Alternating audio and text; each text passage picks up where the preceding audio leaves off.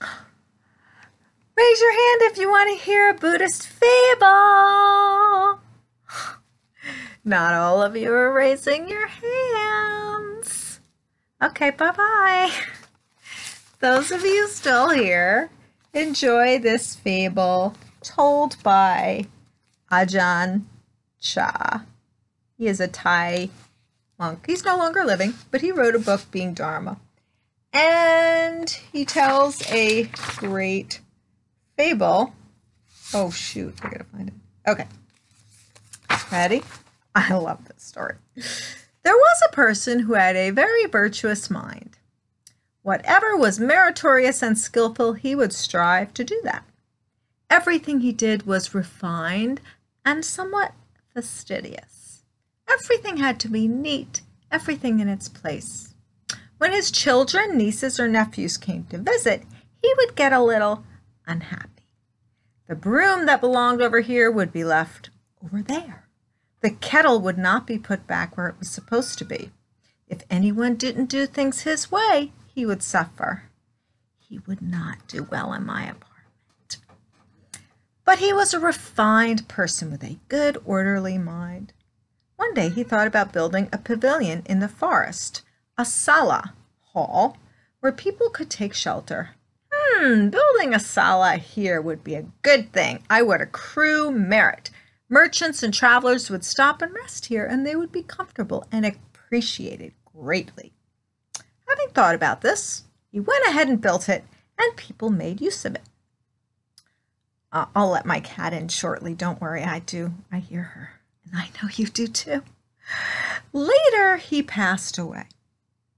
After he died, because of his attachment to his virtuous activity, his consciousness returned to reside in that place, the place where he used to live and do his good deeds.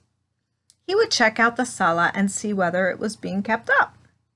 When he found parts that were messy, he would be upset, and when he saw that it was neat and clean, he was happy, because his mind was like that, virtuous, neat, and orderly. Then one day, several hundred merchants came to stay there. After taking dinner, they went to sleep, lying down in long rows, as our friends do when they come to stay. The owner of the hall was now this refined, hungry ghost. He came to check whether they were sleeping in orderly fashion. Patrolling up and down, looking around, he noticed their heads weren't lined up straight. What to do? He thought it over and then pulled their feet to line up their heads evenly.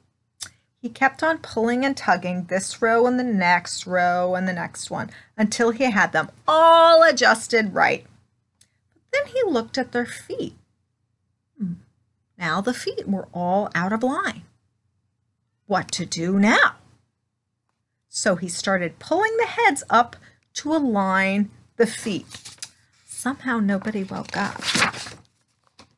Once that was finally accomplished, he saw that the heads were out of line again. What's the story here anyhow? He wondered. He went on like this through the night, bothered the whole time. Finally, he gave up, asking himself, what was the reason for this? He sat down and thought and saw the light. People are not the same. Their heights differ, so they can't be lined up straight. He then let go of the matter, because he saw that some are short and some are tall, and that's just the way it is. The end.